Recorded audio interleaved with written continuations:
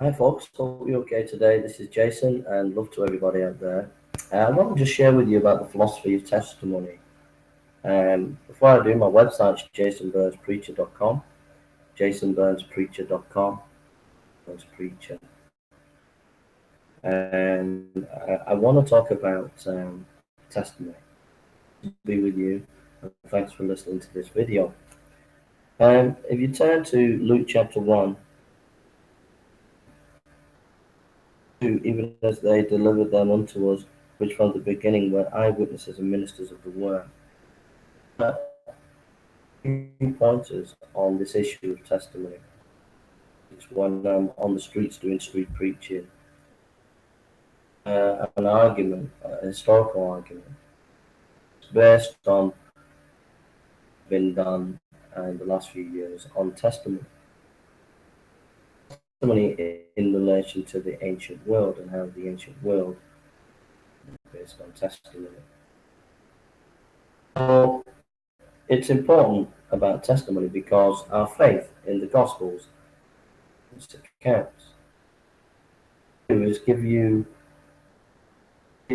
look at what the scholarship is in the philosophical world and in the academic world in science concerning the understanding of testimony. To give you my own response. Now, my sources. If you look at Richard Bauckham, Jesus and the Eyewitnesses, in his lectures on historiography and his papers, the recent scholarship on eyewitness material in terms of psychology and eyewitnesses, etc.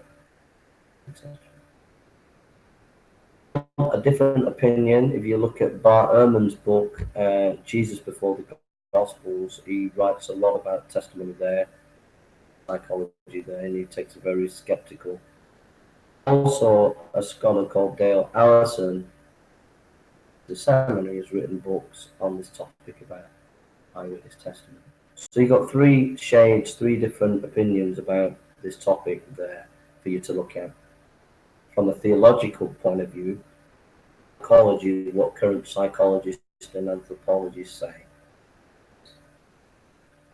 Then, the Stanford Encyclopedia, I look at testimony, philosophy of testimony. I will give you a brief outline of philosophical implications of testimony to engage with that article. It's a very helpful introduction to the topic. At the moment, I'm reading a PhD called, I think it's Stephen Wright or Dr. Wright, not N.T. Wright, but a guy called Wright, PhD at the moment, and there's another guy's PhD that I'm reading testimony. So here's what the philosophers say. Simplistic view. I'm not giving you the more complex. And then scientific view of testimony. The current scientific view of testimony is generally testimony is reliable generally on the big issues. Minutiae issues, often testimony gets it wrong. Philosophy, the general view in philosophy, generally there are different camps, but generally testimony is not a good basis for knowledge. I'm woefully guilty of making a complex issue in science and philosophy simple. The simple bare fact of the matter is in philosophy is not valued as a source epistemically in epistemology. Really very good. There's no grounds or much grounds for justification of belief. that you can give a justification for your beliefs from testimony. There's a general skepticism about the reliability of testimony. Getting to the bottom of it and getting to the grips of what is actually being said, there is this core. Generally, it does give you the big picture if you get testimony of your picture. Now, within that, of thought on different camps in the academic world, apologists and psychologists that have done studies. Remember, in that scientific thing, is often these are very tenuous. They're done. They're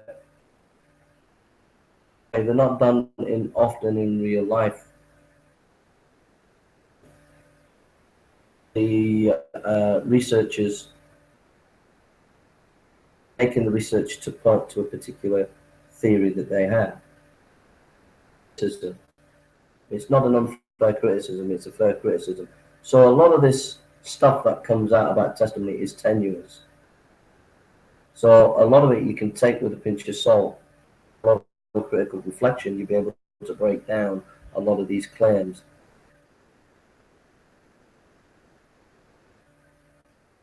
On the scientific side, there are nuances within the scientific side. For example, when we're talking about testimony, there are all sorts of nuances.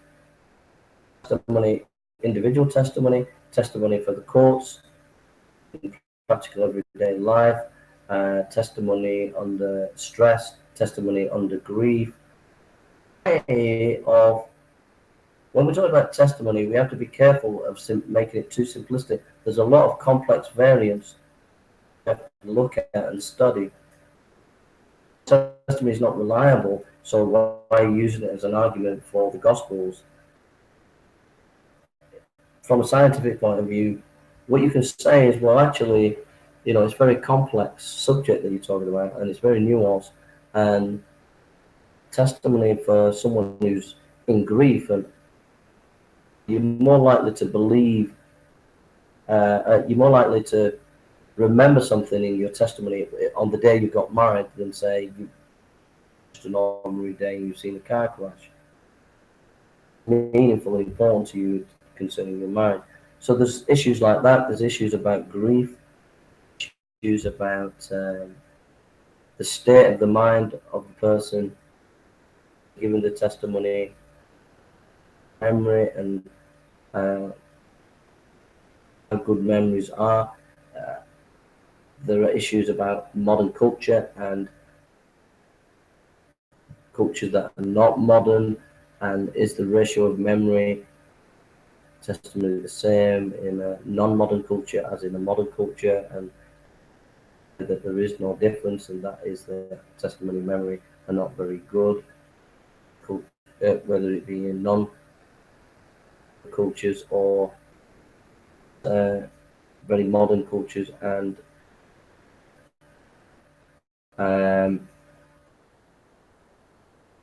this is what the academic world psychology discuss and where they're at. And then you've got to be careful, because when they talk about non-modern cultures of today, they only say that they are representative of, say, the first century culture.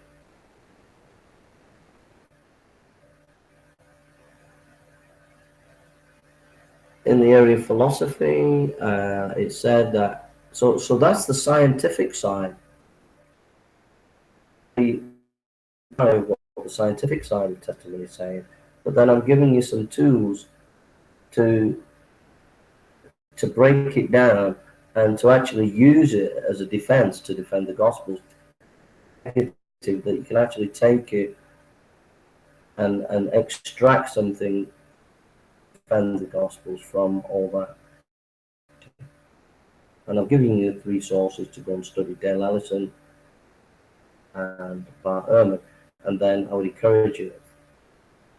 sources, the books that they're quoting, the anthropologists and psychologists, and this is what's important, is whichever camp misrepresent the field. So you've got to go and do your own research. You've got to go and own books. I mean, for example, Bart Ehrman is misrepresenting the field because he's only cherry picking that he wants. Balcom, who I really love and I like in a lot of ways, not every way, side in some things, but he's cherry picking.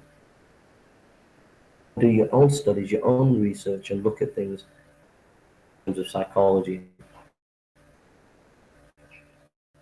And there's a lot of stuff out there. But what I'm giving you is a few tools and the pointers to show that if you enter the field and the complexity of it, so I'm giving you some ways to break down, just to get out of the maze and to get back to some firm ground on it. For example, the maze, the studies often are not as accurate as they're presented. Theologians often only cherry pick the bits that they want, whether it's on the left, liberals, or conservative. Thirdly, in today, non-modern cultures and modern cultures representative of the first century, that's a different culture.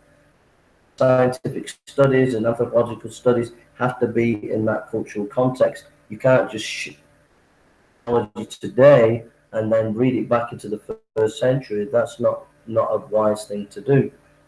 Ways to deconstruct this modern scholarship in science. Another example is, I think Don has said that the culture of the first century in Judaism was oral. The two went together. There was oral historical history that was verbal, and how does that, when we talk about testimony?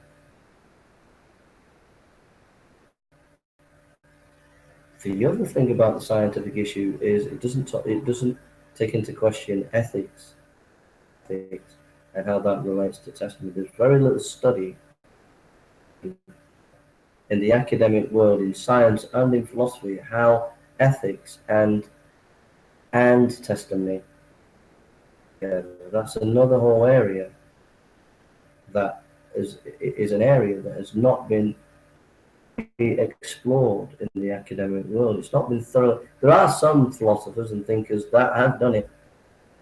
The Western scholars in the world extremely weak philosophy of testimony in relation to ethics, and how does that impact?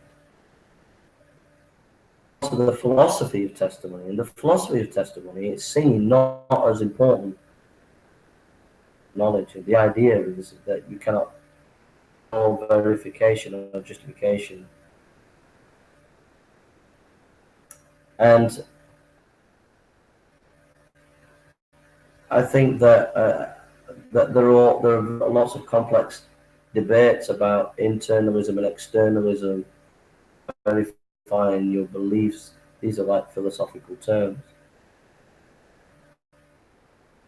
Something internal is there something within us that is a given, that as human beings, like an internal consistency within human beings. Are we giving testimony, and is it honest testimony? Is it basically internalism is, I think, is the idea that there's some kind of internal to your knowledge. Is it innate? Is there something innate or given? Justification of knowledge, and I argue that testimony is something kind of innate within human nature. It's God testimony. Speaking, most philosophers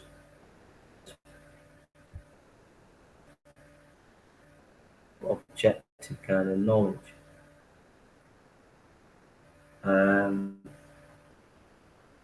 In philosophy, to be in having a dialogue within itself, but not interacting as much as it should do with science, ancient history, and with theology.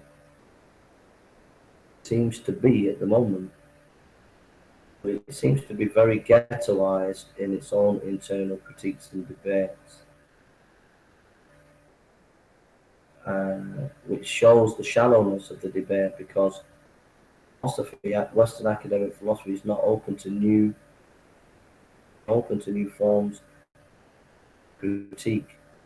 It seems to be happy with its own traditional apparatus, debate and discussion within its own field of. And I don't think that's healthy. I think there has to be a breaking free from that and listening to science and listening to ancient history, Testament, modern philosophy. It says it doesn't look at ethics, doesn't look at science, doesn't look at ethics as much as it should do. Thirdly, I think,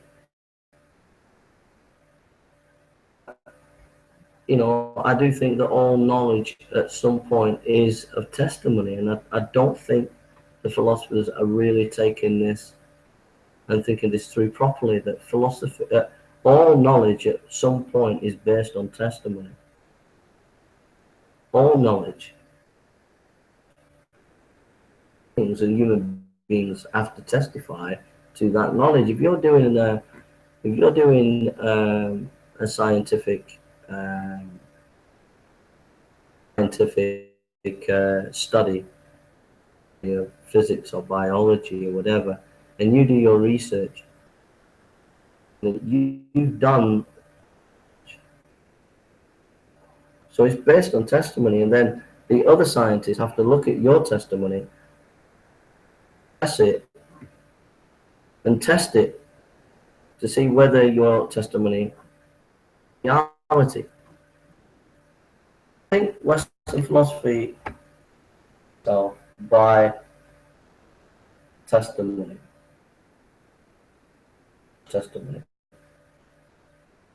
Actually, not as honest as it to be. Those are my thoughts. So the bottom line is, I think that I'm happy to use the argument for the Gospels is based on testimony, because research shows, generally speaking, that testimony is generally comes to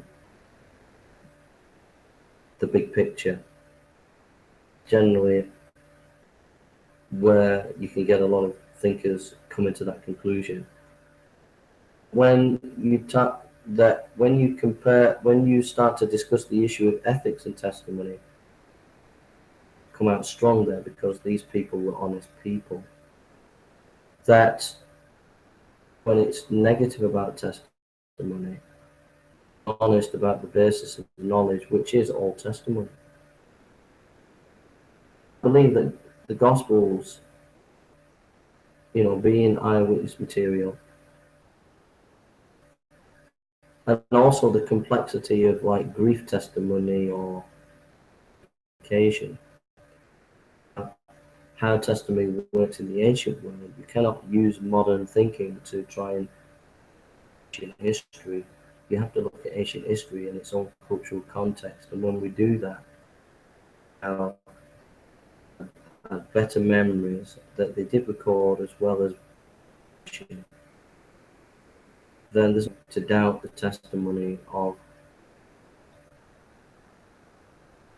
This is my thinking. I'm not saying I've got it all solved. PhDs on the philosophy of testimony, intellectually honest with testimony, and trying to engage with the current scientific thinking on testimony. I want to work with ancient sources, want to look at them and think about them. So I've got a lot of stuff that I want to see, grapple with, work through, but I'm just giving you a few pointers in my own mind of where I'm working towards, what I'm thinking about this issue, why it's important. And I'm not being anti-intellectual, and I'm not being dishonest. Feel in a fair way. Thank you for listening. Don't forget my website, jasonburnspreacher.com. Take care. God bless you.